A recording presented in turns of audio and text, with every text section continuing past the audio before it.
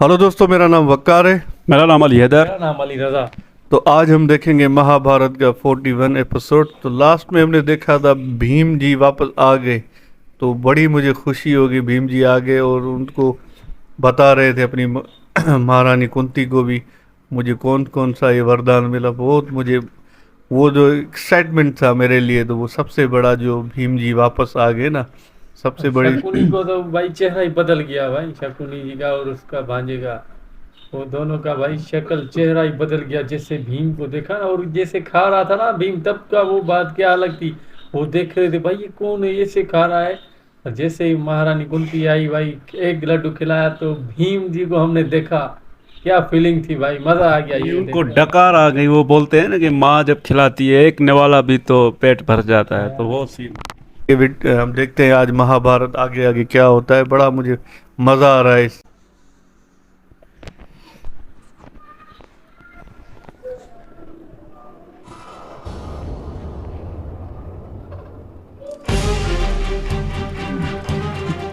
मेरा पुत्र निर्दोष है।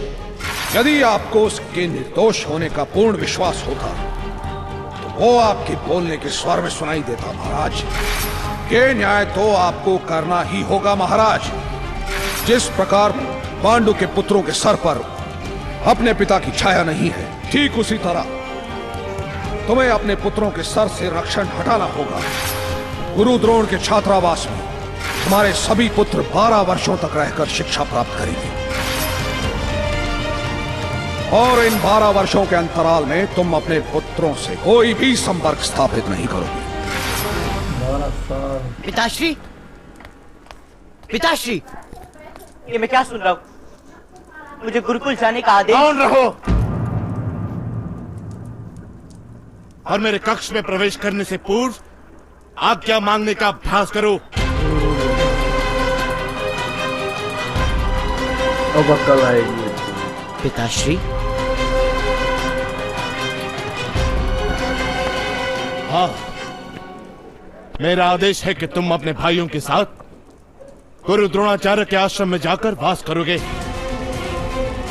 ऋषभवती नदी के तट पर हस्तिनापुर से कोसों दूर, वहां संपूर्ण एकाग्रता से विद्याभ्यास करोगे। गुरु की प्रत्येक आज्ञा का पालन करोगे और पांडु के पुत्रों के साथ सौजन्यपूर्ण व्यवहार करोगे। किंतु आप इस प्रकार मेरा त्याग क्यों कर रहे हैं? उसका कारण तो बता दीजिए। क्योंकि यही परंपरा है पुत्र।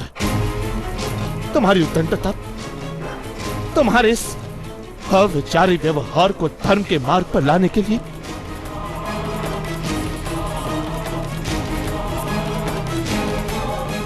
केवल यही एक उपाय है मेरे पास पुत्र। किंतु मैंने ऐसी कौन सी उदंडता की पिताश्री?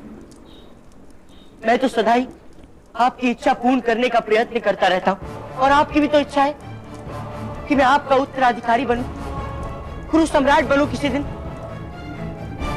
तुम मुझसे प्रश्न करते हो? पांडु पुत्र भीम के साथ जो किया, क्या मेरी इच्छा से किया वो? किंतु वो शत्रु है पिताश्री। वो सारे आपके इच्छा के मार्ग में बाधा डालने आए हैं यहाँ, और शत्रु के साथ तो ऐसे ही व्यवहार किया जाता है। शत्रु? मैंने कहा था कि पांडु के पुत्र तुम्हारे शत्रु हैं। आप ही ने तो कहा था पिताश्री।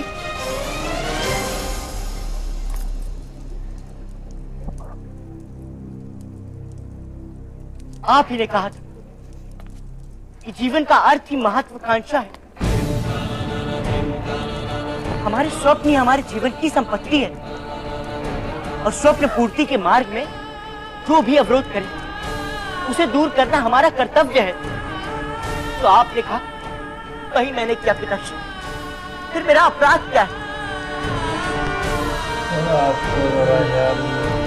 क्या बच्चे के दिमाग में आ गया है।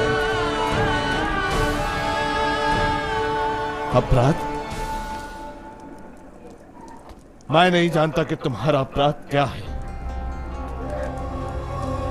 मैं केवल इतना जानता हूं कि कदाचित तुम्हें शिक्षा देने में मुझसे कोई भूल हुई है। गुरुकुल की ओर प्रस्थान करना केवल यही एकमात्र मार्ग तुम्हारे सामने है पुत्र।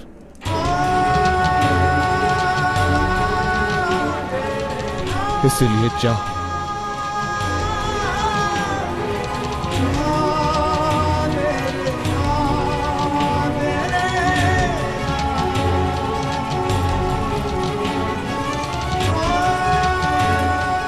इसीलिए जाओ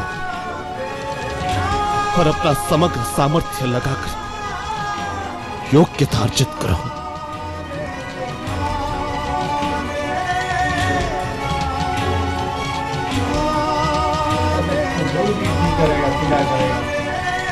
जाओ, वो तो करेगा।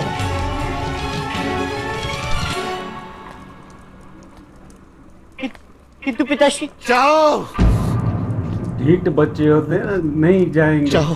ये कई काम कर रहे हैं।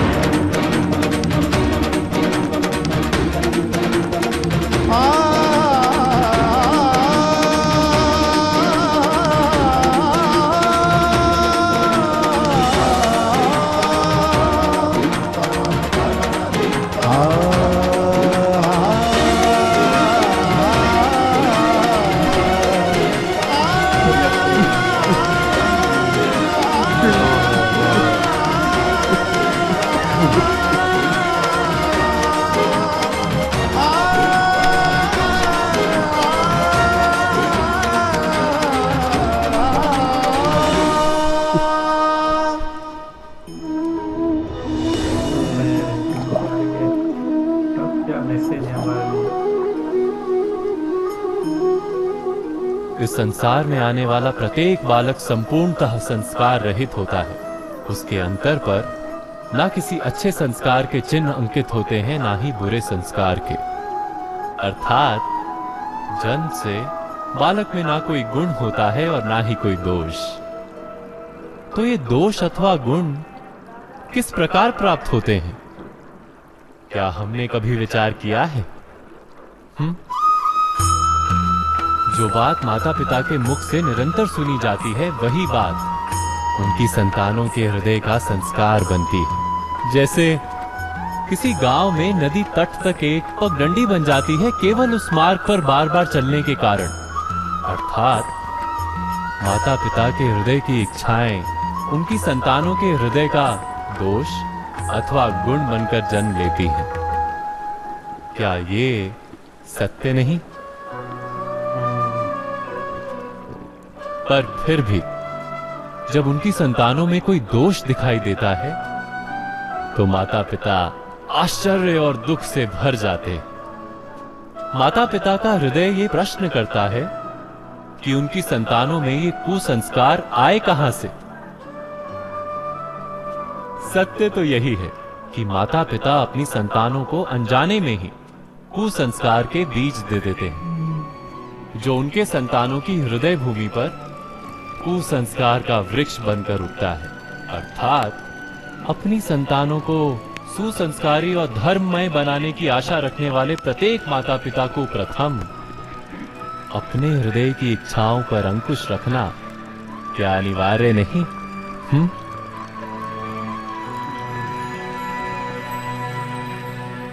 प्रत्येक माता पिता इस पर विचार अवश्य कीजिएगा।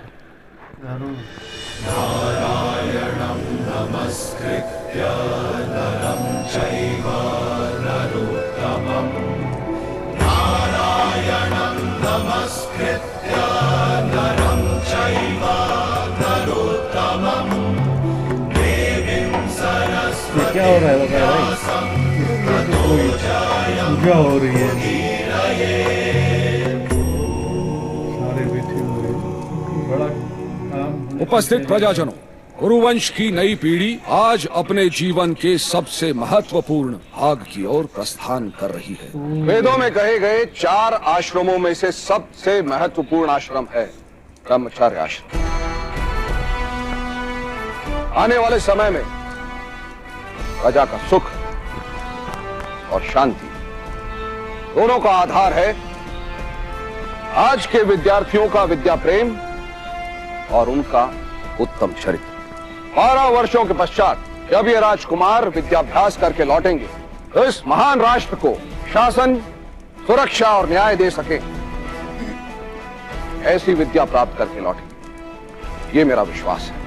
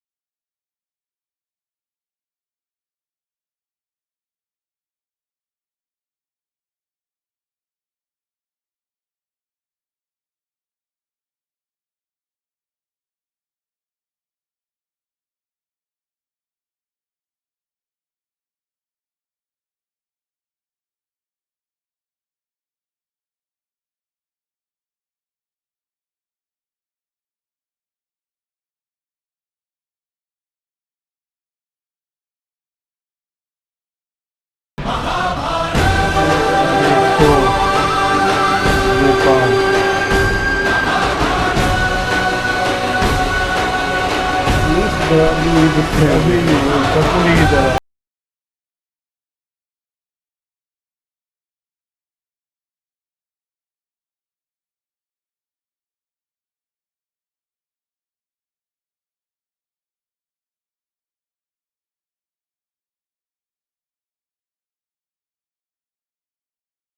ओ भाई साहब, ये क्या था भाई। पहले तो महाराज धितराज के पास वो गया, पिताश्री मुझे क्यों भेज रहे हो वहाँ पर। तो बोला नहीं बेटा, आप जाओगे 12 साल के लिए। बोला कौन सा भाई, एक जुल्म कर दिया मेरे ऊपर आपने, बड़ा। मैंने क्या कर दिया है? फिर महाराज धितराज ने बोला भाई आपको जाना पड़ेगा। उसने फिर से बोला तो आपने बोला वो आपके शत्रु है। तो फिर महाराज धितराज के ही ऊपर वो चढ़ गया ऊपर। तो बोला पिताश्री आपने ही बोला था वो शत्रु है। तो पिताश्री ने बोला मैंने कब बोला। वो भी उसकी भी आंखें खुली की खुली रह गई। बाकी फिर वो उसने महाराज धितराज ने उसको बोल दिया भाई आपको जाना पड़ेगा आश्रम में 12 साल के लिए, आपको ये सीखना पड़ेगा, चले जाओ बस। तो फिर हमने देखा कोई पूजा चल रही थी, तो उसमें पूरे के पूरे ही राजकुमार आ गए 105। तो आगे आगे देखते हैं क्या होगा भाई। तो मुझे तो मज़ा आ रहा है। बड़ा अजीब सा मंजर है भाई।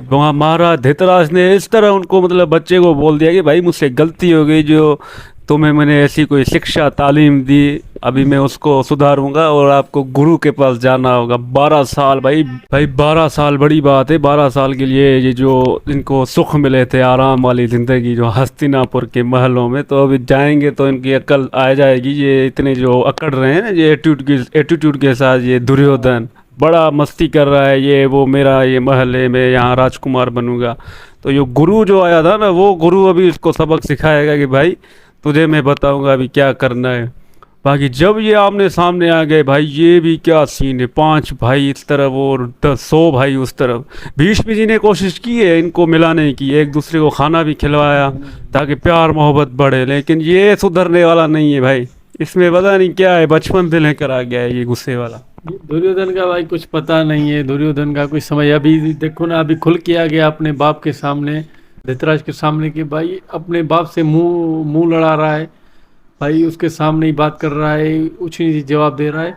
तो यार ये जो है ना, ये बच्चा किसी के समझ में नहीं आ रहा। ये शकुनी मामा ने इसको ऐसी ट्रेनिंग दे दी है, तो ये अभी ये जो गुरु जी के पास जाएंगे ना, तो ये सीधा हो जाएगा। फिर हम आगे देखेंगे, ये भी आश्रम में जाएंगे, ये पूजा पाठ भी कर रहे हैं, बहुत अच्छा। अभी जाएंगे वहाँ पर सीख जाएंगे यार। ये जो शकुनी के मामा से दूर जाएंगे ना, तो ये बच्चे ठीक हो जाएंगे भाई।